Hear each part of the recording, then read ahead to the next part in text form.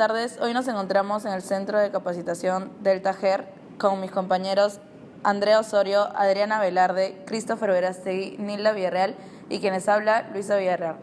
Hoy vamos a hablar sobre los primeros auxilios y resolveremos dudas como ¿por qué se creó la Escuela de Primeros Auxilios? ¿Quiénes son las personas capacitadas para enseñar el curso de primeros auxilios? ¿Qué se debería hacer en caso de un desmayo o un atragantamiento?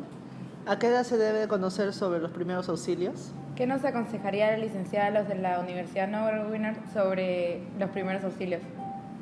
Para resolver estas dudas nos encontramos con la licenciada Consuelo Kobayashi. Ella es especialista en cuidados intensivos, proveedora de la Asociación Americana del Corazón y directora académica del Centro de Capacitación del Tajer.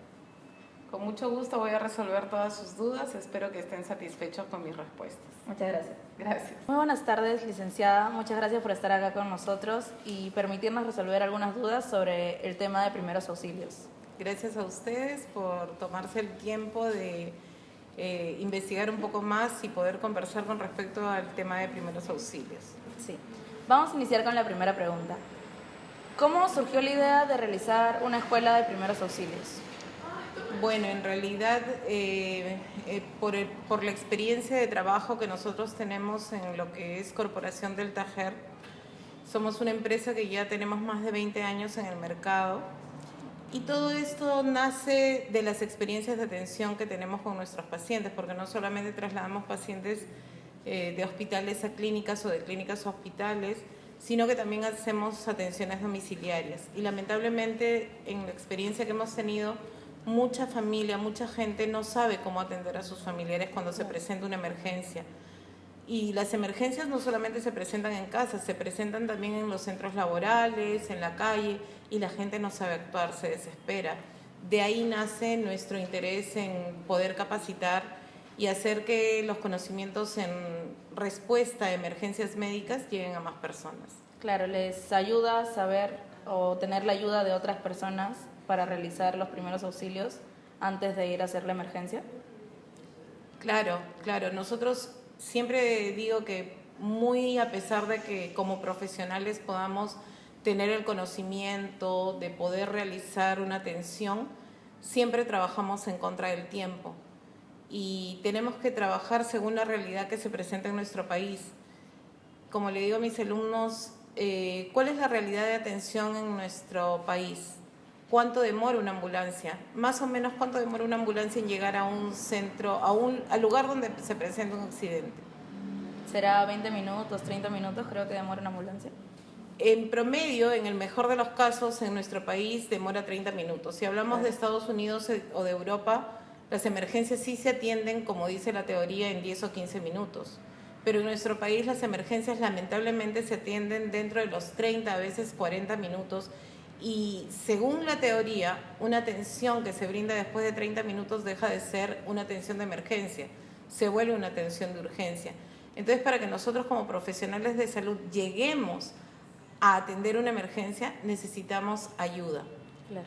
Y para tener ayuda necesitamos crear primeros respondedores. Por eso es que necesitamos capacitar en primeros auxilios para tener primeros auxiliadores y hoy en día su nombre ha cambiado a primeros respondedores. Bueno, continuando con la segunda pregunta, ¿por qué cree usted que es importante conocer sobre los primeros auxilios?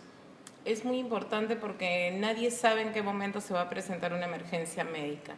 Siempre decimos o siempre estamos pensando, a mí no me pasó, nunca me va a pasar, nunca me va a ocurrir, pero lamentablemente las emergencias médicas no te avisan cuándo van a llegar, simplemente aparecen.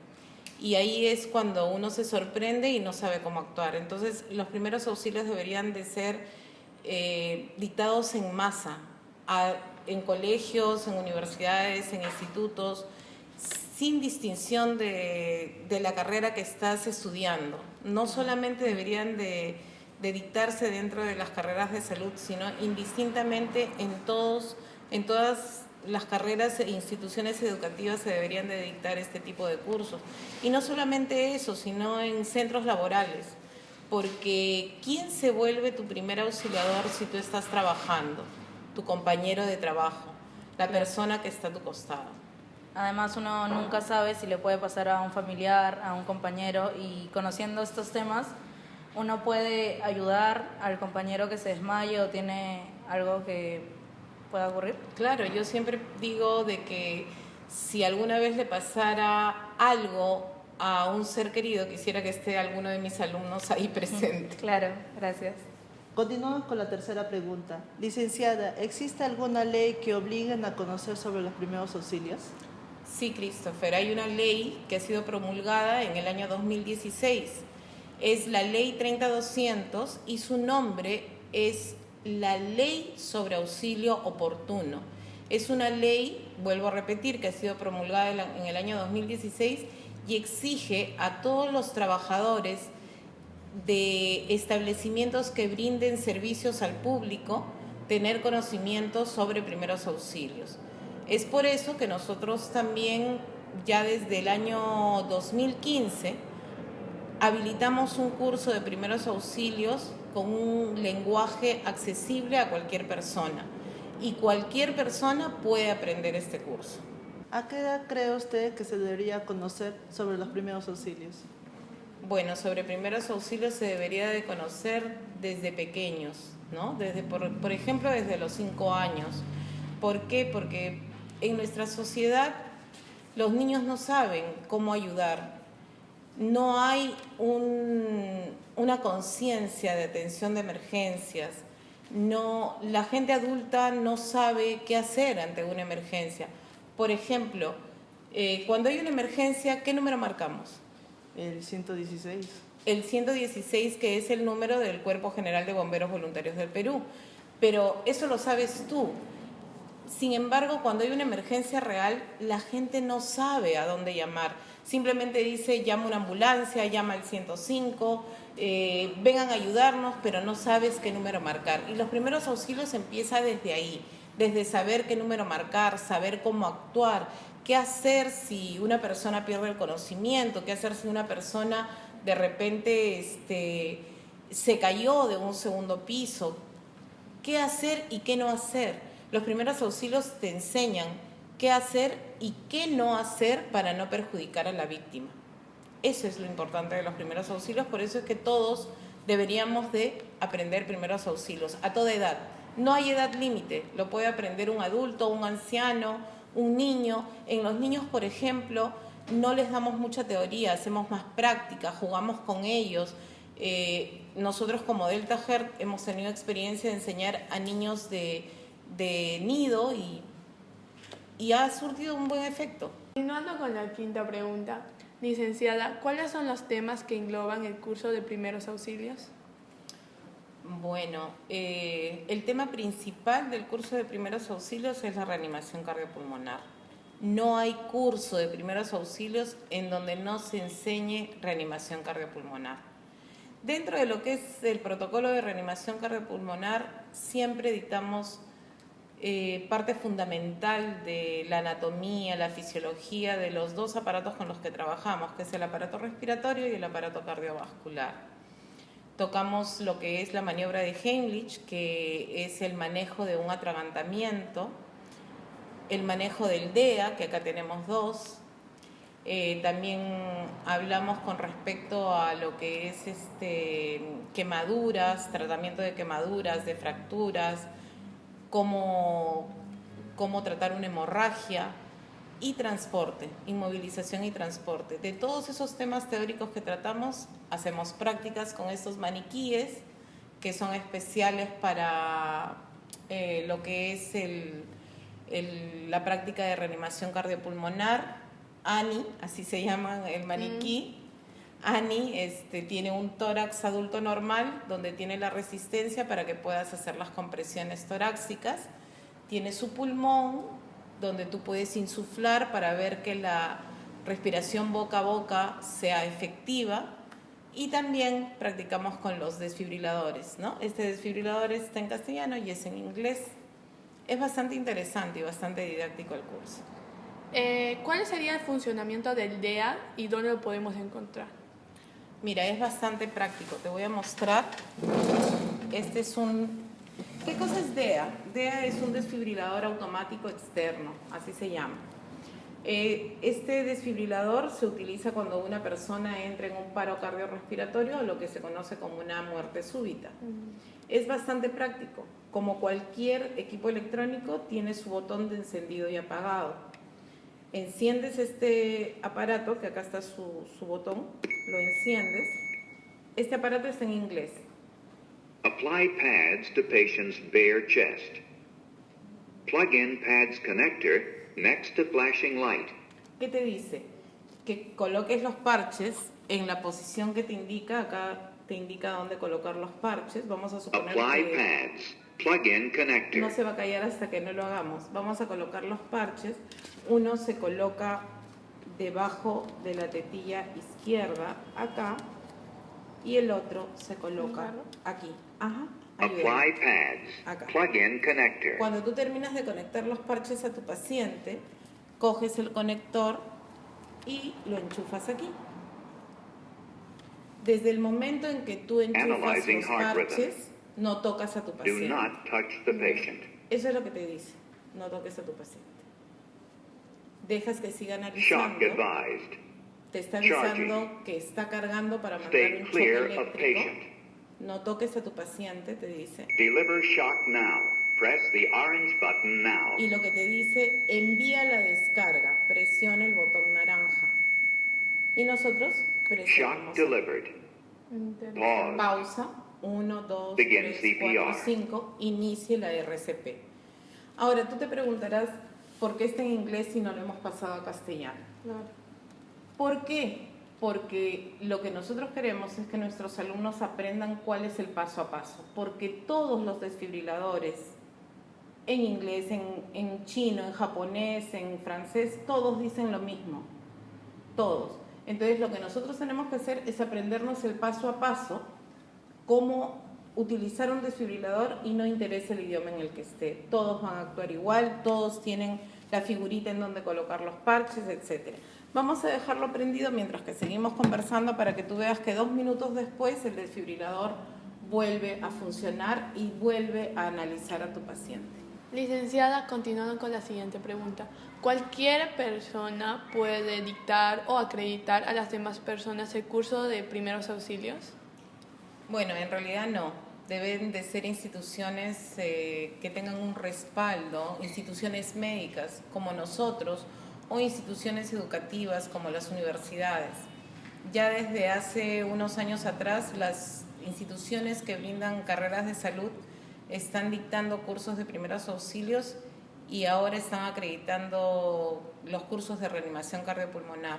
Pero a nivel internacional tenemos un ente rector que es la Asociación Americana del Corazón, la American Heart Association, que es el ente a nivel mundial sobre cursos de cuidados cardíacos de emergencia. Stop CPR. Mira, reaccionó el DEA nuevamente, Analyzing está heart volviendo rhythm. a analizar al paciente Stay y clear es of patient. automático. Desde que empieza a hablar ya tú Shock sueltas a tu advised. paciente para que empiece a trabajar. Interesante. Este tipo de prácticas hacemos nosotros en el curso, ¿no? Deliver shock now. Por eso es que Press no the cualquiera orange puede dictar button el now. curso. Claro. Shock delivered. Así es. Entonces es Pause. muy importante que una persona Begin especializada CPR. tenga este conocimiento necesario para que enseñe a las demás personas, porque cualquiera no puede enseñar. Así es, definitivamente es así, porque no solamente los cursos de primeros auxilios deben de ser enseñados de forma teórica, sino práctica, porque todo lo que haces se queda en tu mente. Muchas Así gracias, es. licenciada. Gracias, Andreita. Bien, licenciada. Ahora quisiéramos saber en algunos ejemplos cómo deberíamos actuar nosotros. Por ejemplo, si una persona se desvanece frente a nosotros, ¿qué deberíamos hacer? ¿Cómo deberíamos de actuar? Lo primero que deben de hacer es constatar el nivel de conciencia. Es lo primero que debemos de hacer. No interesa si de repente tú llamas a la persona y se despierta a buena hora. Pero si no se despierta, inmediatamente tienes que llamar a un teléfono de emergencia. ¿Cuál es? 116. Perfecto, 116, así es.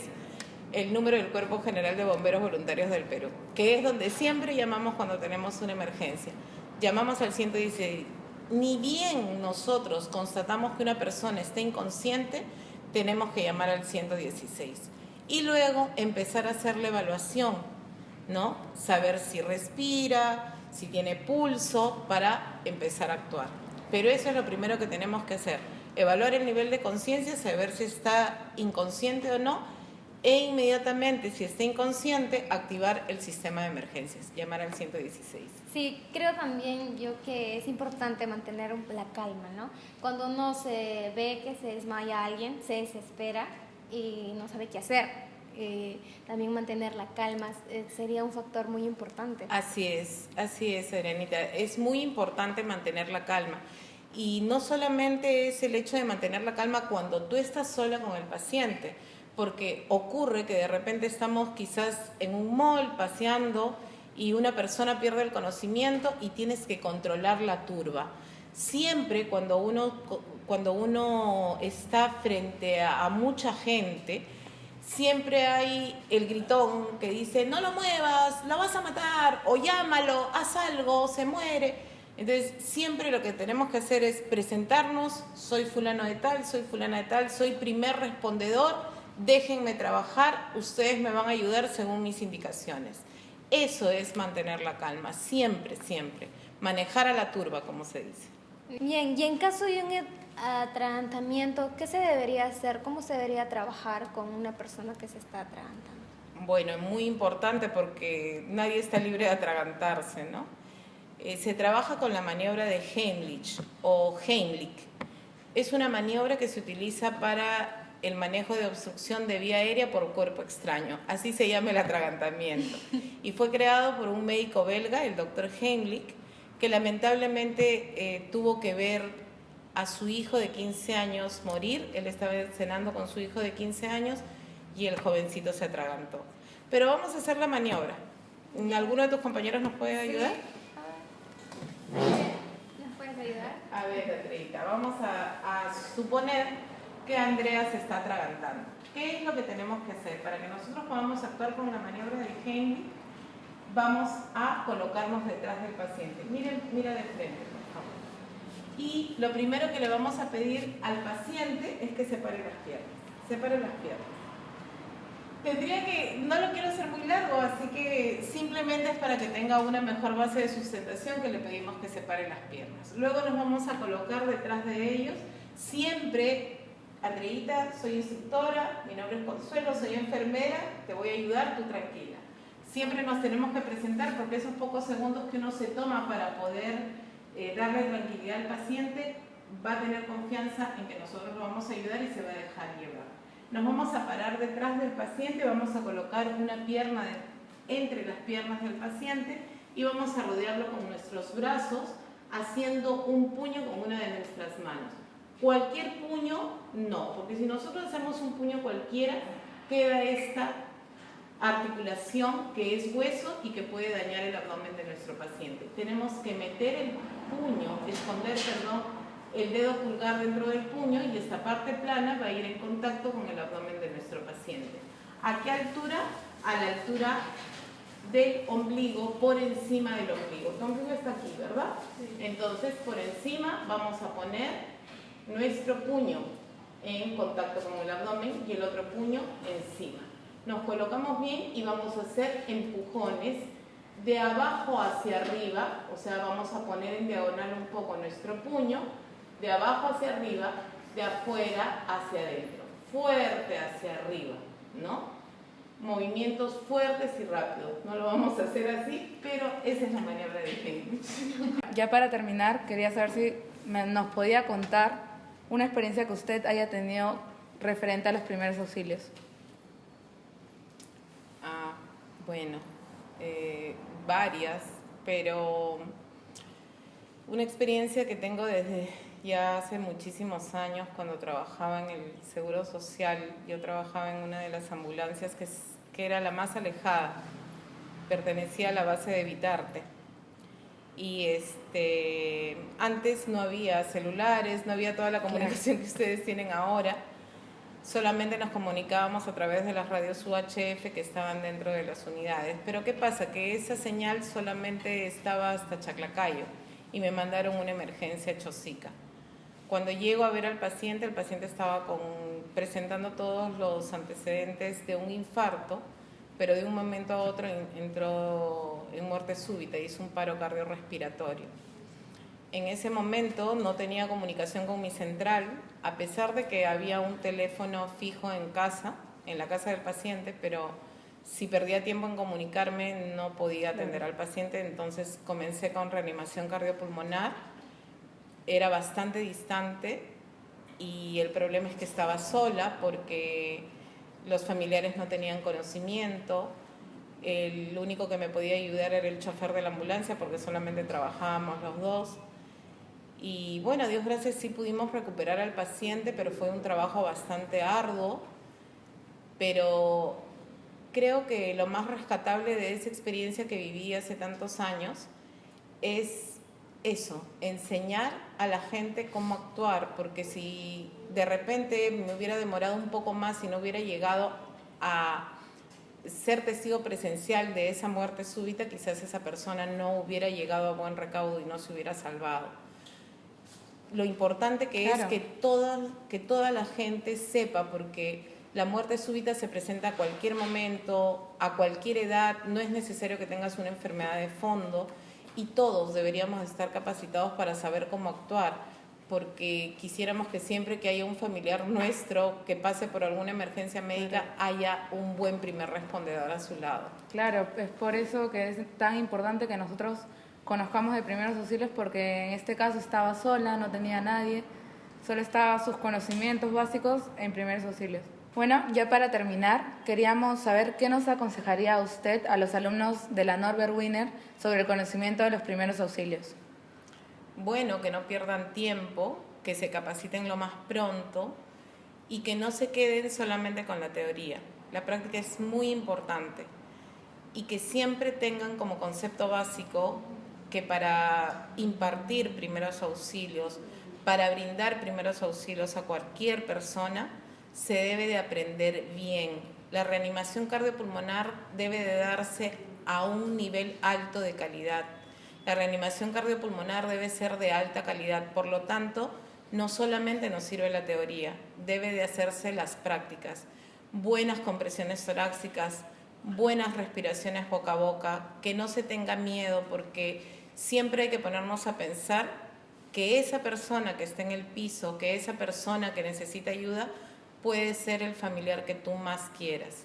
Por eso es que todas las personas que tengamos conocimientos en salud no debemos de quedarnos con lo que sabemos, debemos multiplicar nuestros conocimientos enseñando a otros. Ustedes que estudian medicina deben de enseñar a sus compañeros de otras carreras de la misma universidad para que los primeros auxilios se expandan completamente. Por ejemplo, el curso que dictamos nosotros como Centro de Capacitación del Tajer es un curso que consta de 70 diapositivas y nosotros entregamos la separata completa. No nos interesa quedarnos con ningún conocimiento porque queremos que estos cursos de primeros auxilios se multipliquen a todos, a cualquier edad, a cualquier lugar, porque nosotros, los profesionales de salud, los necesitamos a todos para salvar vidas. Gracias. Importante. Gracias. Muchas gracias. Mis compañeros y yo estamos agradecidos por la disposición que ha tenido al responder nuestras preguntas. Gracias. Gracias a ustedes, gracias a la universidad y en nombre de Deltajer, mil gracias por expandir todo esto. Muchas gracias. Será Dios hasta la los bendiga. próxima. Muchas Gracias. gracias. Gracias, chicos.